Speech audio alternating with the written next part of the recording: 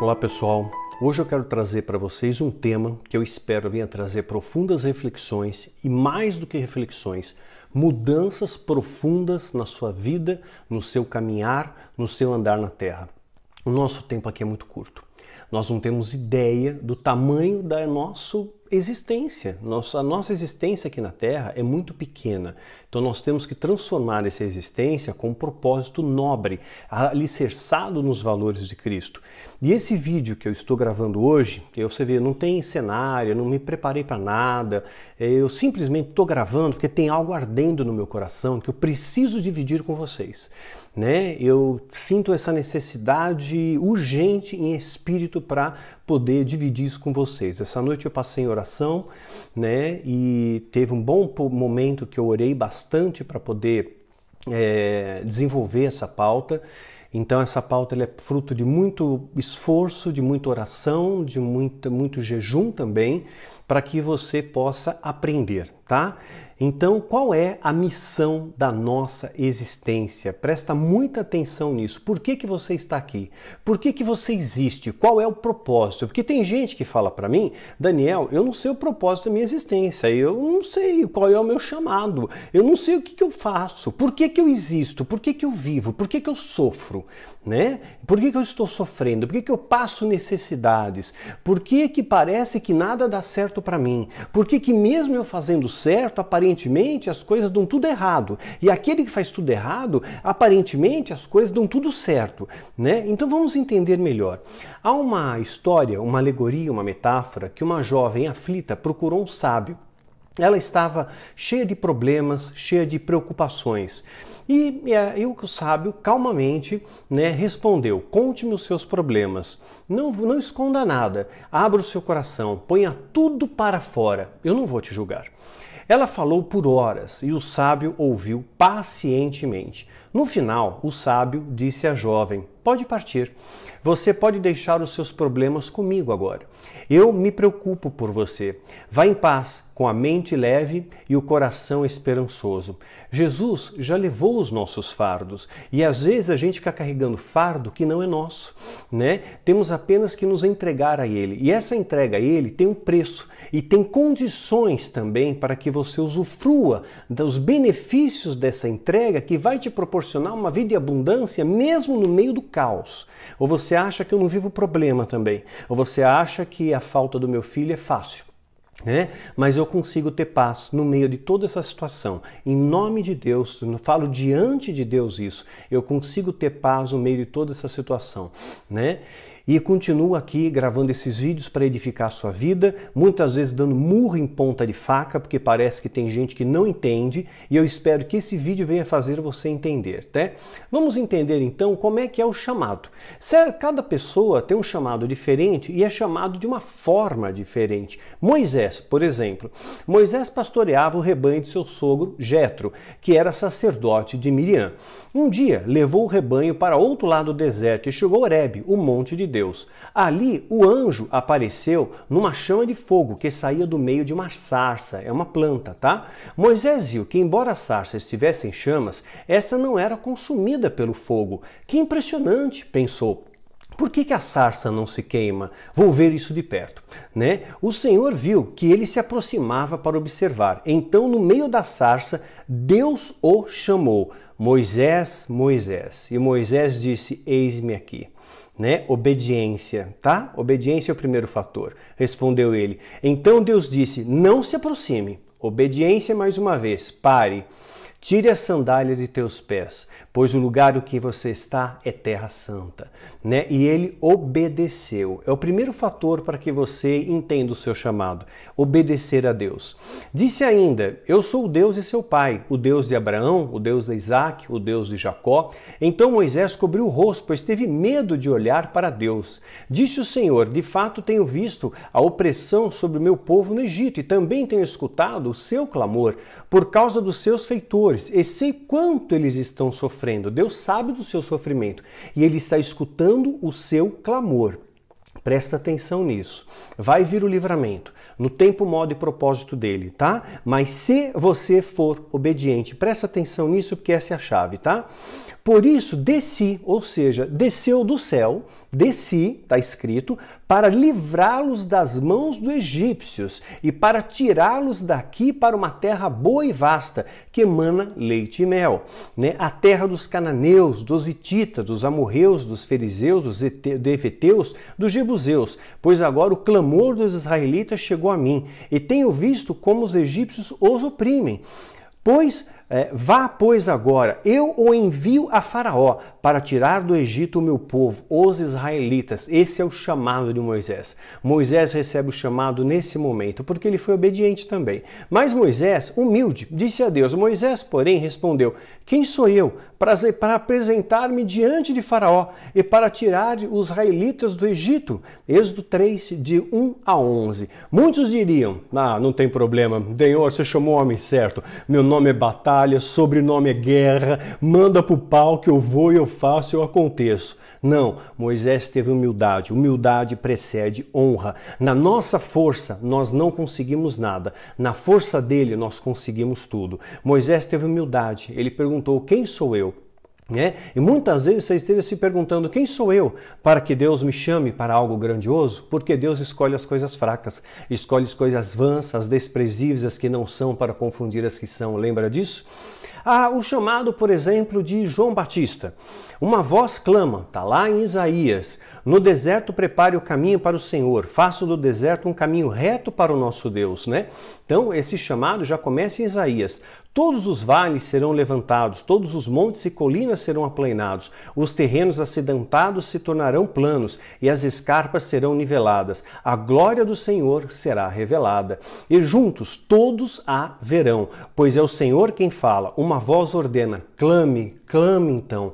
Clame pela volta de Jesus, clame a Deus, fale com Deus, conversa com Deus, não reclame, né? Reclamar é diferente de clamar. Clamar, você fala com Deus, você dialoga com Deus. Reclamar é dizer: ó vida, ó azar, nada dá certo para mim. Quem reclama, Deus não abençoa o murmurador, tá bom? Entendeu o recado?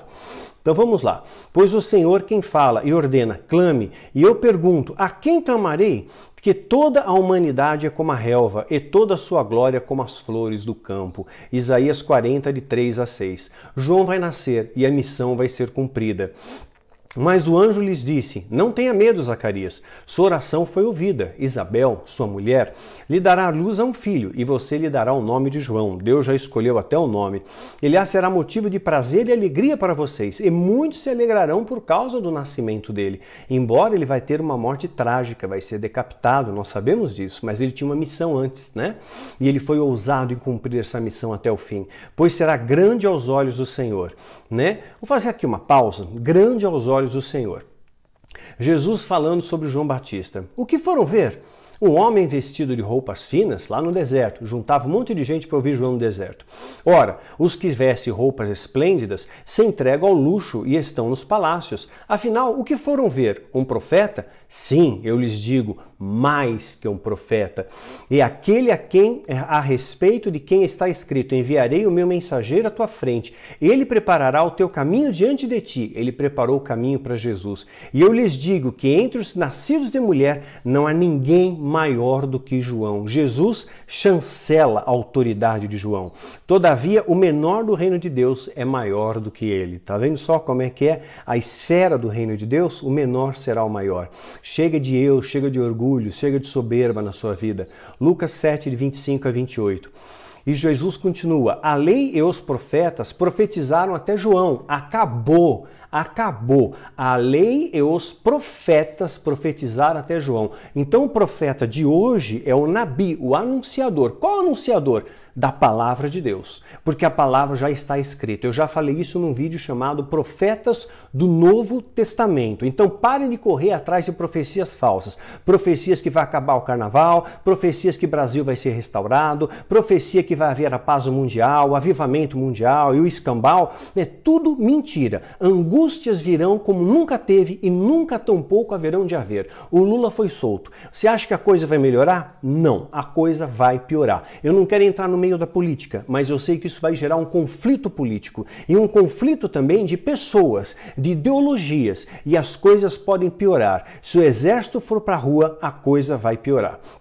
Presta bem atenção nisso. Eu escutei uma mensagem de acho que é um capitão da aeronáutica, e ele deixou bem claro, nós não somos despreparados, né? Nós somos um exército, e se o exército for convocado para ir para a rua, haverá paz nessa terra. Então tomem cuidado, tá? Se o Bolsonaro por acaso sofreu impeachment por algum motivo, né, o Mourão toma o lugar dele. E a chance de a gente ter um golpe militar aumenta, tá bom? Vamos ficar, já estamos falando do AI-5, né? Então presta bem atenção, porque as coisas vão piorar. Tem problema no Chile, problema na Argentina, problema nos Estados Unidos, o Trump sofrendo impeachment, né? A Rússia fazendo exercícios militares, tem uma série de coisas acontecendo. Seja um bom observador do que ocorre no mundo. O mundo está caminhando para o caos e não para a paz, né? Aquecimento global e etc e tal, né?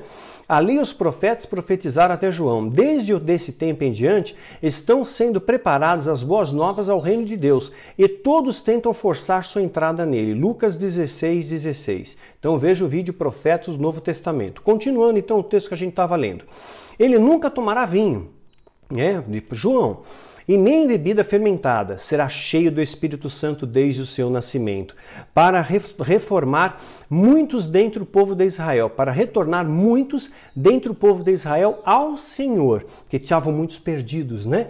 Seu Deus irá diante do Senhor no espírito e no poder de Elias. João tinha uma autoridade espiritual semelhante a Elias, e Elias não foi qualquer um, vocês sabem disso, né? Para fazer voltar o coração dos pais aos filhos e os desobedientes às sabedorias dos justos. Tá vendo aqui? Para deixar um povo preparado para o Senhor. Como eu me preparo para o Senhor? Voltando à sabedoria dos justos, não correndo atrás do vento, não correndo atrás de falso profeta, né? Zacarias perguntou ao anjo: como posso ter certeza disso? Sou velho, minha mulher é de idade avançada. O anjo respondeu: sou Gabriel, que está sempre na presença de Deus. Fui enviado para lhe transmitir essas boas novas. Ele só sai da presença de Deus para dar recados, para trazer notícias, para falar aos servos de Deus. Lucas capítulo 1, de 13 a 19. E o chamado de Davi, então? Eu estou citando aqui apenas alguns exemplos, tá? Depois a gente vai para o cerne da questão. O Senhor disse a Samuel: até quando irá entristecer-se por causa de Saul? Porque Samuel era amigo de Saul, né? Então ele ficava triste porque sabia que Saul estava fazendo bobagem, né? Eu rejeitei como rei de Israel. Encha seu chifre com óleo e vá a Belém. Eu enviarei a Jessé. Escolhi um de seus filhos para ser rei. Samuel, porém, disse: como poderia ir? Saul saberá disso e me matará. O Senhor disse: leve um novilho com você e diga que foi sacrificar ao Senhor. Convide Jessé para o sacrifício e eu lhe mostrarei o que fazer. Você ungirá para mim aquele que eu indicar, o que Deus indicar, não o que o homem indicar. Não porque, aquele ali tem mais poder, aquele ali é presidente, então eu vou ungir o presidente porque eu vou ganhar algo em troca, né? Entender a questão? Leia nas entrelinhas o que eu estou falando, tá? Eu não posso falar tudo abertamente, mas os sábios entenderão. Presta atenção nisso. Não adianta subir no altar de uma igreja e dizer que é santo. Tá? Então, entrar numa igreja não torna você um crente, como entrar numa garagem não torna você um carro, né?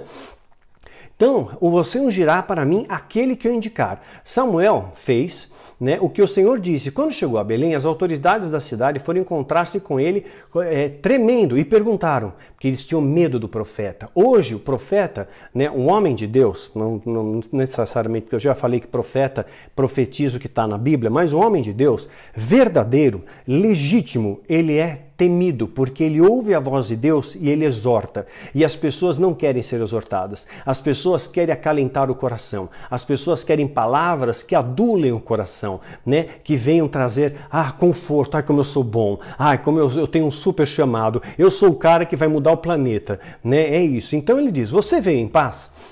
Né? E Samuel responde: sim, venha em paz, vim sacrificar ao Senhor, consagre-se e venha um sacrifício comigo. Então ele consagrou a Jessé e os filhos dele e os convidou para o sacrifício. Quando chegaram, Samuel viu Eliabe, né? E pensou, com certeza, é esse aqui que o Senhor quer ungir, porque Eliabe era grande, era forte, era bonitão, era que nem Saul. Saul tinha essas características também.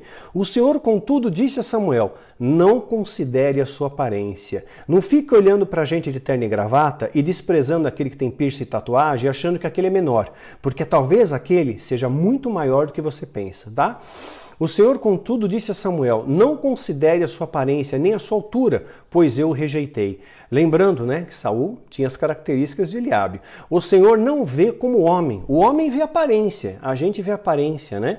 Mas o Senhor vê o coração. Então não adianta você fingir que Deus está vendo tudo que se passa no seu coração. Então Jessé chamou Abinadab e o levou a Samuel.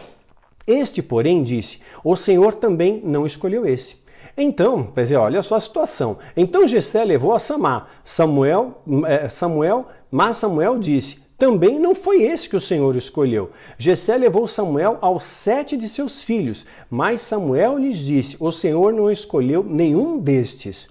Então perguntou a Jessé, esses são todos os filhos que você tem? Aí Jessé lembrou, tem mais um, tem um caçula, ele está cuidando das ovelhas, é o menor dentre os irmãos, não é o primogênito, é o menor de todos, cuidando das ovelhinhas. Samuel disse, traga-o aqui, não nos sentaremos para comer até que ele chegue. Então Jessé mandou chamá-lo e ele veio, era ruivo, de belos olhos, boa aparência. Então o Senhor disse a Samuel, é este. Levante-se e unja-o. Escolheu Davi, o menor de todos da casa, né? Samuel então apanhou o chifre cheio de óleo e ungiu na presença de seus irmãos. Imagina a invejinha que rolou entre os irmãos, né? Imagina a inveja. E a partir daquele dia, o Espírito do Senhor apoderou-se de Davi e Samuel voltou para Ramá. 1 Samuel 16, de 1 a 3. E como foi o chamado de Samuel? Fazendo aqui um apanhado rápido. O menino Samuel ministrava perante o Senhor sob orientação de Eli. Então, antes dele ser Samuel, né, o profeta, ele foi um aprendiz. Então, antes de você ser um líder, você é um aluno. Antes de você ser professor, você é aluno. Antes de você ser soldado, você recruta. Não tem como pular essas fases, né? Para forjar um líder no MGL, eu levo pelo menos 3 anos e meio, né? Foi o período aproximado que Jesus levou para forjar os seus 12 apóstolos, que comiam com ele, que conviviam com ele, né? Então presta bem atenção, não é da noite para o dia não, tá? O Senhor me chamou, já vou fazer, vou fazer restauração do planeta. Não é assim também, tá?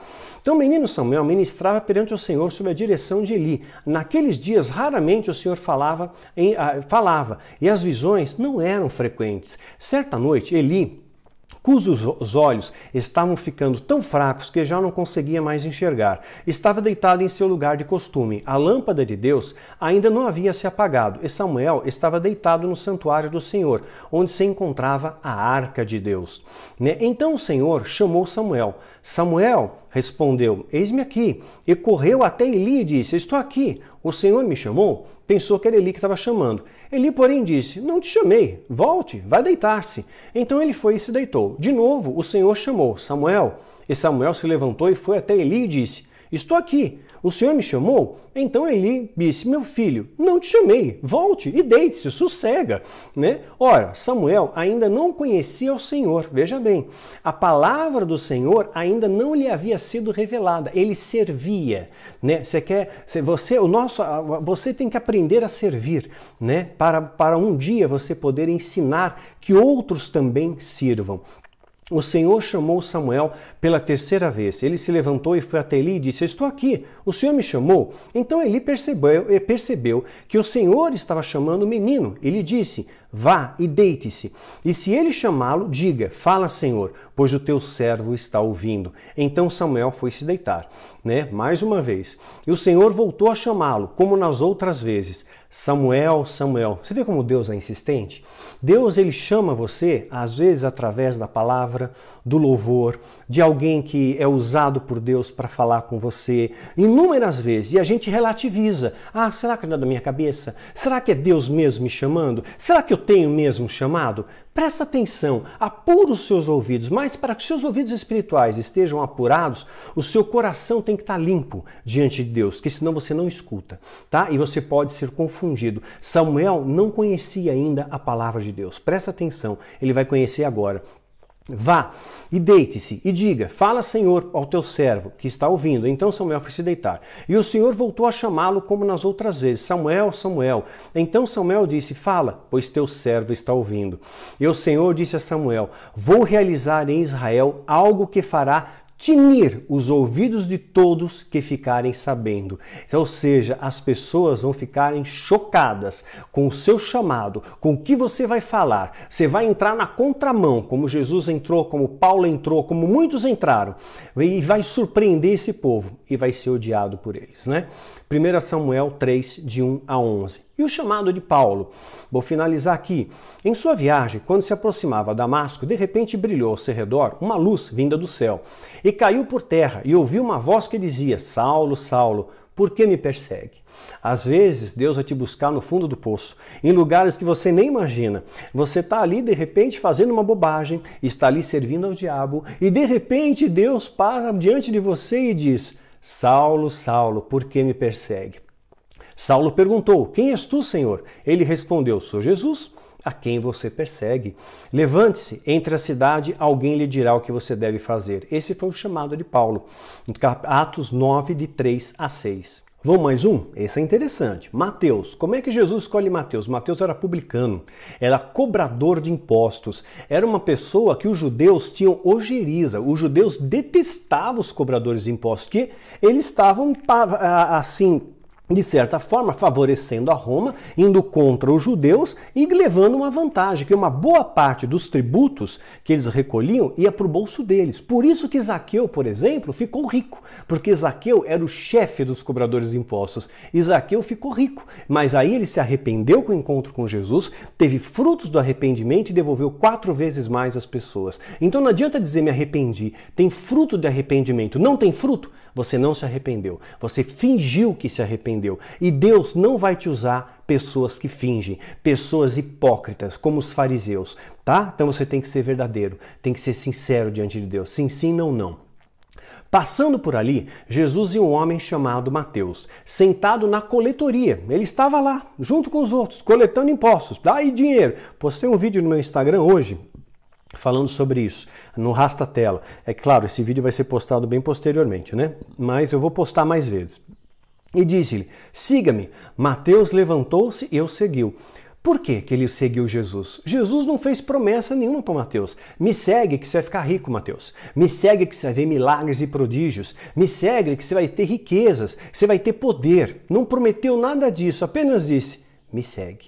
O que Jesus tinha para oferecer para Mateus? Paz, amor, tranquilidade, acolhimento. Certamente o olhar de Jesus era muito persuasivo, né? Ai, que privilégio. Então Jesus foi em casa e foram comer com ele os seus discípulos e muitos publicanos e pecadores. Então Mateus convidou os amigos dele, cobradores de impostos, para um banquete na casa deles. E tinha muitos publicanos e considerados pecadores. Foram comer com Jesus. Vendo isso, os fariseus, claro, sempre os fariseus, os religiosos, e tá sim de religiosos nos nossos dias, não tá? Pode contar, tá cheio de religioso, né? Perguntaram aos discípulos dele. Por que não tiveram coragem de perguntar para Jesus? Porque são covardes. Perguntaram aos discípulos dele. Por isso as pessoas são valentes diante de um teclado. Mas fala na tua cara, não tem coragem, né? Porque o mestre de vocês come com publicanos e pecadores. Só que Jesus tinha um ouvido bom, tinha um ouvido poderoso, um ouvido biônico, né? Ouvindo isso, Jesus disse, não são os que têm saúde que precisam de médico, mas sim os doentes, né? Mateus 9, de 9 a 12. Depois disso, Jesus saiu e viu um publicano chamado Levi, um outro texto, né, seguindo na coletoria, sentado na coletoria, na mesma história, e disse-lhe, siga-me. Levi levantou-se, deixou tudo e o seguiu. Então Levi ofereceu um grande banquete banquete a Jesus em sua casa. Havia muita gente comendo com eles, publicanos e outras pessoas. Lucas 5, de 27 a 29. Então o nome de Mateus era Mateus ou era Levi? Vou te explicar. Ele era também conhecido como Levi, tá? Era chamado como Levi. Mas houve uma troca de nome. E essa troca de nome era muito comum naquela época, porque a troca de nome significava uma nova missão. Trocou o nome, uma nova missão. José se transformou em Barnabé. Jacó vira Israel, né? Então, da mesma maneira, Levi se torna Mateus, como aconteceu também com Pedro e posteriormente com Paulo, cujo nome hebraico era Saulo. Mudança de missão. Então, qual era a missão, por exemplo, dos fariseus? Por que os fariseus existiam? A missão original era ensinar o povo, né? Eles conheciam as leis, mas eles ensinavam errado, eram guias cegos, né? Eram hipócritas, raça de víboras, sepulcros caiados, né? E olha só o que Jesus fala. Os fariseus que amavam o dinheiro, tá vendo? O amor ao dinheiro como pega, né? Esses dias eu vi um pastor na televisão pedindo oferta. Olha, eu preciso aqui de uma oferta de 10 mil, de 5 mil, de R$1.000. Você que é empresário, fazendeiro, oferta aí pra gente, 10 mil reais, né? E isso fora a coleta do povo da igreja, das pessoas de menor poder aquisitivo, que é obrigado a pagar um carnê de manutenção da igreja, né? Que é de R$70. E ainda ele falou, você tem que pagar o carnê e dar o dízimo, porque dar o dízimo você está devolvendo para Deus. Agora o carnê não, é uma oferta voluntária que você está dando para a igreja, é um compromisso que você assumiu. Fora isso, ele vende também a porcaria ungida, a fronha consagrada. Agora eu vi uma palhaçada na televisão de você dar um nó na fronha, leva na igreja, unge a porcaria da fronha e seus problemas acabaram. Sem santidade, sem perdão, sem mudança de atitude, sem nada. E é isso que o povo está indo atrás. Eu fico indignado com isso, eu sei. O amor tem se esfriado. E com isso, esses vigaristas, esses falsos profetas, estão lucrando em cima de um povo inocente que corre atrás do vento porque não tem conhecimento. E o conhecimento faz o povo perecer. Eu quero que você tenha conhecimento, que você aprenda. Nesse vídeo eu vou ser muito firme nesse ponto, tá? Os fariseus que amavam o dinheiro, então o dinheiro vai ficar aqui, meu irmão. Sabe, depois que eu perdi meu filho, né, eu já tinha muitos valores na minha vida, mas meus valores ainda foram reformulados, porque a vida é curta, né? Então, o dinheiro, o que é o dinheiro? Eu uso o dinheiro para manter minha vida, né? Eu tendo dinheiro para pagar minhas contas, né? Cada vídeo que eu posto na internet tem milhares de visualizações, mas eu tenho pouquíssimos mantenedores. Felizmente, esses pouquíssimos, por enquanto, tá dando para pagar minhas contas. Mas o dia que não der mais para pagar as contas, eu não sei o que eu vou fazer. Eu dependo de Deus. Deus faz todas as coisas, né? Deus é o soberano de todas as coisas. Mas eu vou continuar anunciando a verdade, né? Com toda a força que eu tenho, com toda a energia que eu tenho, com tudo que restou de mim, né? Porque a perda de um filho é uma amputação na alma, né? Mas Deus tem me capacitado a continuar, suas orações têm me ajudado, seus joelhos dobrados e também as suas ofertas voluntárias. Não esqueçam da gente, viu? Os fariseus que amavam o dinheiro ouviram tudo isso e zombavam de Jesus. Zombavam. Olha só que coisa, né? Aqueles que amam o dinheiro zombam. Já me chamaram de desmiolado, já disseram que minha mãe estava me processando. É tudo gente que ama o dinheiro, tá? E lhes disse, vocês são como os que se justificam a si mesmo, aos olhos dos homens, mas Deus conhece o coração de vocês. Então não adianta bajular o político, tá? Fazer de santo, se Deus conhece o seu coração. Presta atenção no que eu estou falando, tá? Aquilo tem muito valor entre homens. Aquilo que tem muito valor entre homens é detestável aos olhos de Deus. Põe um ímpio no altar. É detestável aos olhos de Deus. Negligencia fazer o bem a quem você pode fazer o bem e diz passe amanhã. É detestável aos olhos de Deus, tá? Está em Lucas 16, 14 e 15. Então a missão dos judeus era atrapalhar os que tinham a missão do alto. Tem gente que é assim, né? Tem gente que não faz, cuja missão é criticar aquele que faz. Esses vão ter uma vida medíocre, uma vida vazia, uma vida solitária. Seu único prazer é criticar, fazer o mal, fazer escolhas, né? Fazer e as escolhas e as suas colheitas serão ruins também. São gente egoísta, né? Que não acrescenta nada de útil ao reino. Onde está o amor? Pergunto eu, né? Se eu pegasse tal exemplo das minhas próprias ovelhas, né? Então a gente pede ofertas voluntárias, a gente não pede dízimo, trízimo, nada disso, né? A gente pede ofertas voluntárias para as ovelhas e a gente se ajuda quando alguém passa uma necessidade. Tem uma ovelha nossa, por exemplo, tá? Não vou citar nomes para não constranger ninguém, mas eu fico indignado com isso. Porque por mais que você ensine, parece que as pessoas não entendem e sabe, dá vontade de desistir às vezes. Então, eu só não desisto por amor a vocês, mas quanto ao grupo de ovelhas, às vezes dá vontade de desistir, porque você ensina e não aprendem, sabe? Eu acho que se eu passar a peneira, vai ficar 12, vai ficar 15, né, que aprenderam de verdade. Agora o resto parece que não aprende, muita gente quer entrar. Eu teria facilmente 50 mil ovelhas virtuais, né, mas eu quero um grupo pequeno, a gente tem 80 ovelhinhas ali, né? Fizemos uma rapa aí, tem um pouco menos, né? Então um grupo pequeno, mas eu quero um grupo forte, um grupo que possa impactar o mundo, que possa viver a Cristo, que possa fazer parte do remanescente fiel, mas não aprendem o básico, gente. Não, querem ser acolhidos, querem ser ensinados, querem ser estar debaixo de uma cobertura, querem ser protegidos, mas não fazem muitas vezes os seus deveres e querem ter os seus direitos. Quer ver um exemplo? Eu tenho uma ovelha que está desempregada, né? Você sabe que tem muita gente desempregada, né? E nós ajudamos, fazemos uma vaquinha e pagamos a escola para as crianças dessa ovelha, que tem 2 crianças, né? Ela não encontrou vaga no sistema público, então a gente pagou uma escola particular, claro, num preço bastante acessível, ela mora numa comunidade, então o preço é acessível, a gente fez uma vaquinha e paga a escola. Só que essa ovelha é líder de uma célula virtual de 25 pessoas. Ela e mais uma outra pessoa, né? Eu não vou dizer nome, são duas que falam inglês fluentemente e guiam uma célula virtual mundial. Tem gente de tudo quanto é canto do planeta, com moedas mais fortes que a nossa, moeda em euro, moeda em dólar, né? E sabendo da necessidade dela, que ela está desempregada por esse tempo, ela está procurando emprego, está correndo atrás, a gente está indicando, quem conhece está indicando um para o outro, né? Para poder ajudar a dar um emprego a essa nossa ovelhinha. Sabe quantas essas 25 pessoas que são ensinadas por essa ovelha e a outra, né, com carinho, com amor, com dedicação, porque leva tempo para preparar a palavra e tudo mais, né, para ensinar, para aconselhar, para acolher. Sabe quantas ofertam na vida dessa pessoa, dessa ovelha que está desempregada? Uma só. Eu acho isso um absurdo.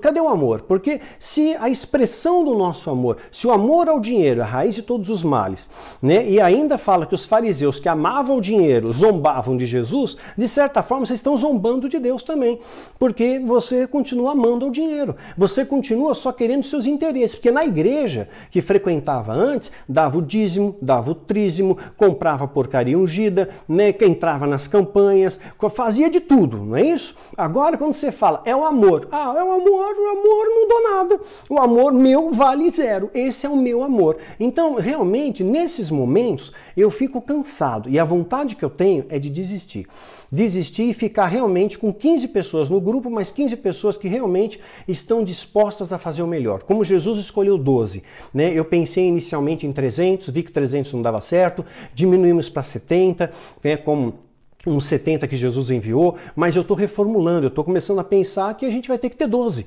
Eu vou ter que ter 12 discípulos leais, fiéis, que realmente aplicam a palavra, né? E esses sim serão multiplicadores dessa palavra, do que eu ter 60, 80, que não aprendem, ouvem, mas não aprendem nunca. Às vezes dá vontade de dizer, como Paulo escreveu a Timóteo, estes sempre estão aprendendo, sempre escutam a mesma coisa, mas não conseguem nunca chegar ao conhecimento da verdade. É exatamente isso.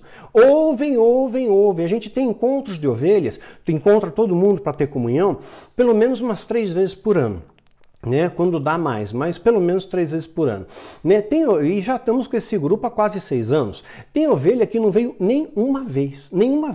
Sabe, antes ia na igreja todo final de semana, ia de quarta-feira, ia no culto especial. Agora para vir uma vez, 3 vezes por ano, não vem. Cadê o amor? Cadê o amor? Quer dizer, tá aqui para fazer o quê? Para esquentar banco? Eu não quero esquentar banco. Eu não quero brincar com Deus. Isso está me saturando, isso está me cansando, isso está me erodindo por dentro, né? Então eu tenho que falar isso. É uma exortação para as minhas ovelhas também e para você que me ouve. Se você ama o dinheiro, se você não ajuda as pessoas, sabe, se você não faz o bem, que raio de missão você acha que você pode ter? Deus ele vai dar missão para quem tem coração disposto. Se você não tem o coração disposto, a sua missão vai ser atrapalhar.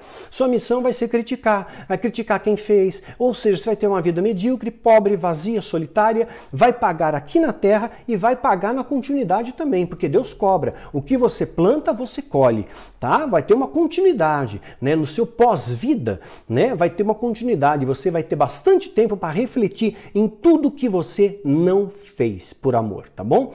Mas essas pessoas elas querem cobertura, querem acolhimento, querem ensino, querem auxílio, sem plantar nada. Jesus diz para nós, um novo mandamento vos dou, amem-se uns aos outros. Isso é amor? Se você cruza os braços diante de alguém que está enfermo, alguém que precisa de remédio, alguém que precisa de uma compra de mercado, você tem condição de fazer e não faz, né? Como pode? Cadê o amor? Cadê o amor? Né? Se você não estuda a Bíblia, se você não ora, se você não jejua, se você não estuda, cadê o amor? Né? Eu não tenho tempo para Deus, eu tenho tanto trabalho para fazer, eu tô na escola, eu tenho TCC, você arruma tempo para tudo, até pro happy hour para os amigos, mas não arruma 5 minutos para orar para Deus e quer ser usado por Deus, você nunca vai ser usado por Deus. Deus não usa vasos podres. Deus ele vai usar vasos limpos para ele. E são poucos, porque o amor tem se esfriado. Poucos que vão fazer a diferença a muitos, né? Jesus, o novo mandamento vos dou. Amem-se uns aos outros, como eu vos amei.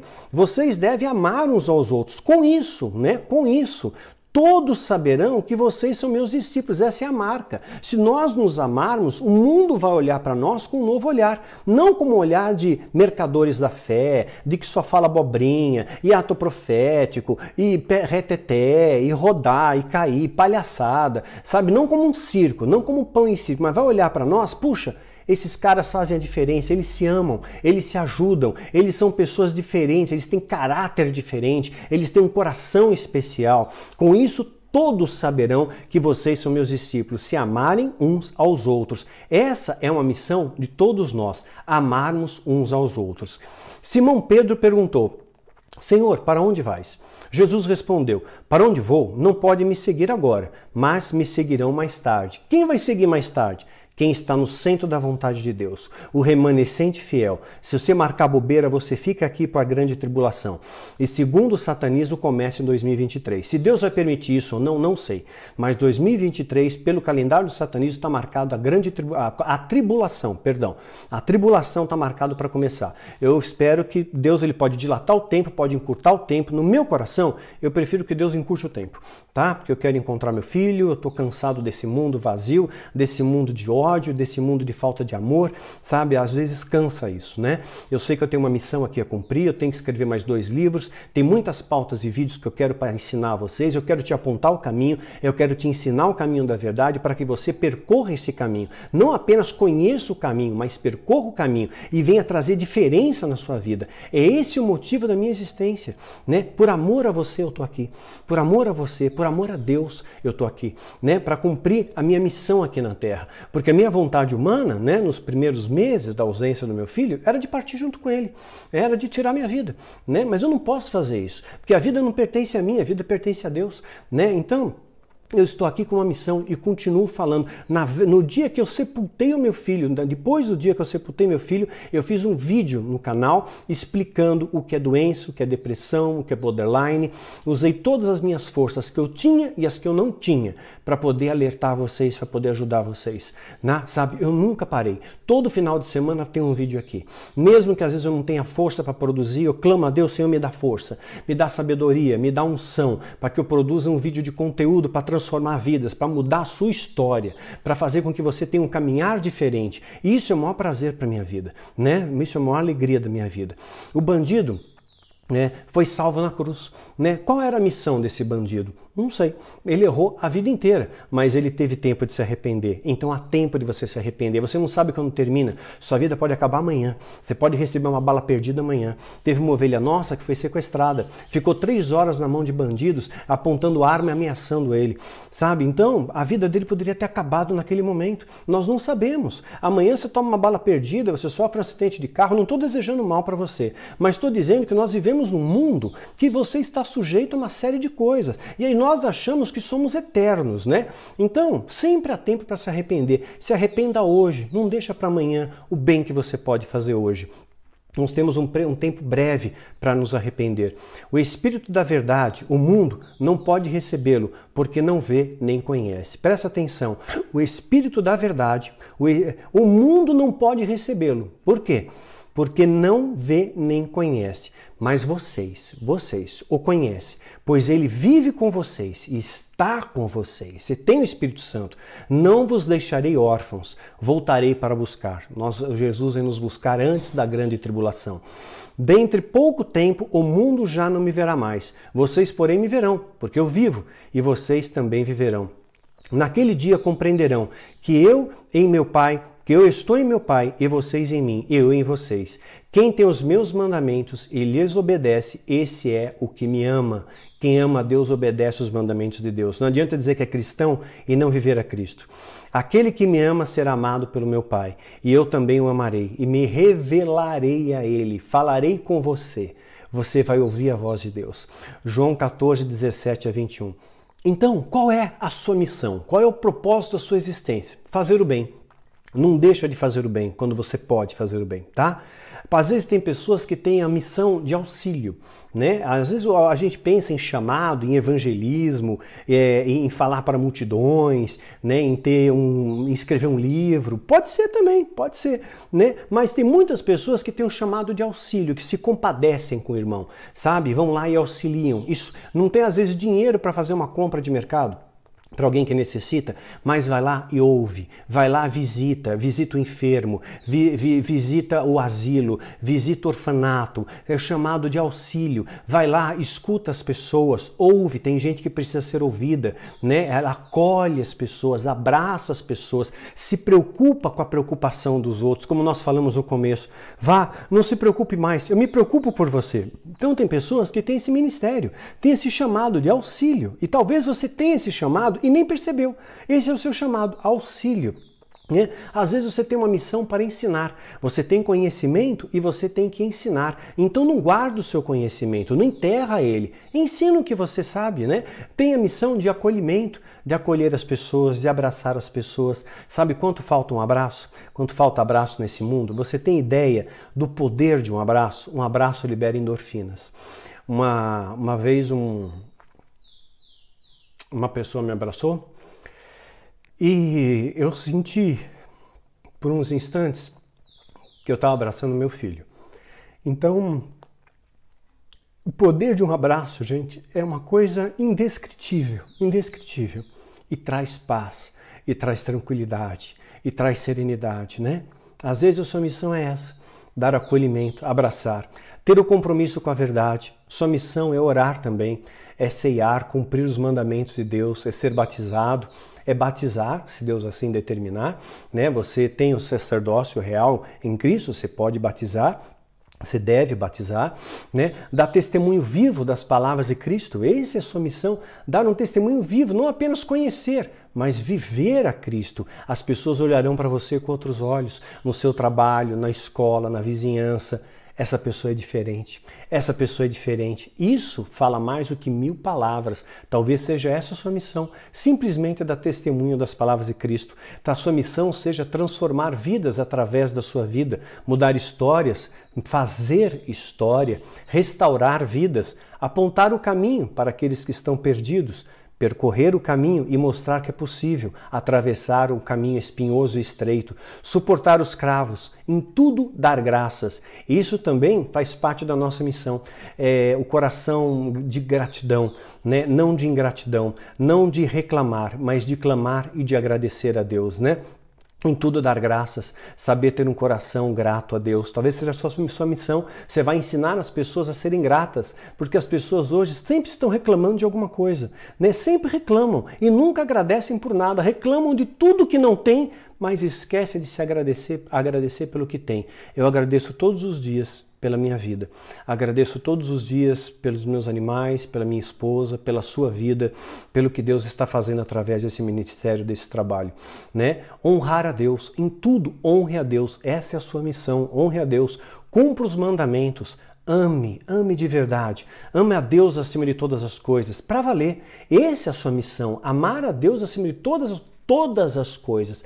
Nada fica fora desse tudo. Colocar Deus em primeiro lugar. Não, eu não tenho tempo para Deus. Deus nunca vai te usar assim, né? Você vai ficar aqui só para atrapalhar. Vai ter uma vida solitária, medíocre, né? Fraca, né? E quem está em Deus e quem ama a Deus, passa tempestade, passa tribulação, sim, passa angústia, passa deserto, passa, mas você tem a paz que transcende entendimento, você tem a força do Espírito Santo, você tem a capacitação de Deus, você tem a força de Deus na sua vida para prosseguir. Agora, quem não faz isso, quem não ama e não põe em prática o amor, sofre tudo isso. Sofre no deserto, tem sede no deserto e a sede nunca é aplacada, sente solidão, é traído toda hora e se desaponta. Eu continuo sendo traído. Jesus foi traído, mas isso já não me desaponta mais. Eu sei que faz parte do chamado. Eu sei que eu seria odiado pelo mundo ao anunciar a verdade para você. Eu sei disso. Eu sei que muitas pessoas não gostam de mim, né? E eu sei que poucas pessoas vão investir nesse ministério também, né? Porque muitos são chamados, mas poucos são os escolhidos para fazer a diferença, né?